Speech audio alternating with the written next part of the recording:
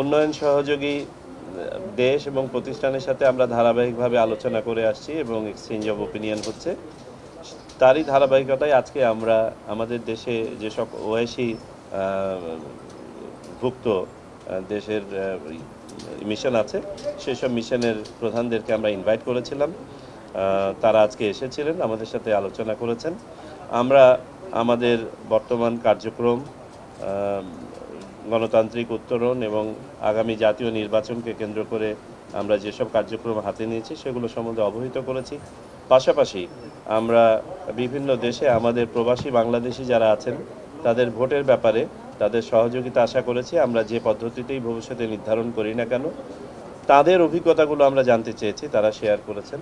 বিশেষ করে প্রবাসী ভোট সংক্রান্ত কোনো অ্যাম্বাসেডর আমাদেরকে তাদের উইলিংনেস এক্সপ্রেস করেছেন বিভিন্ন ধরনের সহযোগিতা করার জন্য এবং তাদের অবজারভার টিম পাঠানোর জন্য।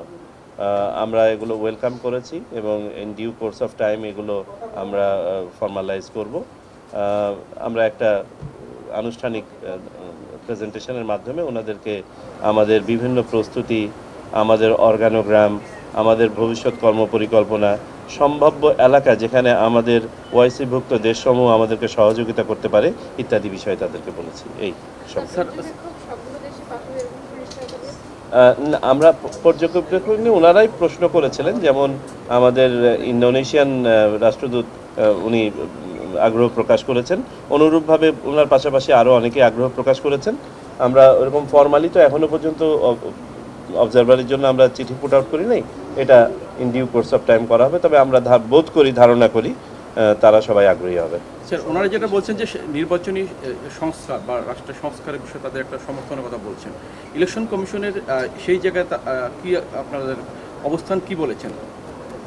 না, এটার সাথে তো আমাদের কোনো নতুন করে বলার কিছু নেই, এটা তো একটা চলমান প্রক্রিয়া, আমরা সবাই তো এই প্রক্রিয়ার অংশ। সুতরাং এটা নিয়ে আমাদের সাথে আলাদাভাবে কোনো কিছু আলোচনা হয়নি।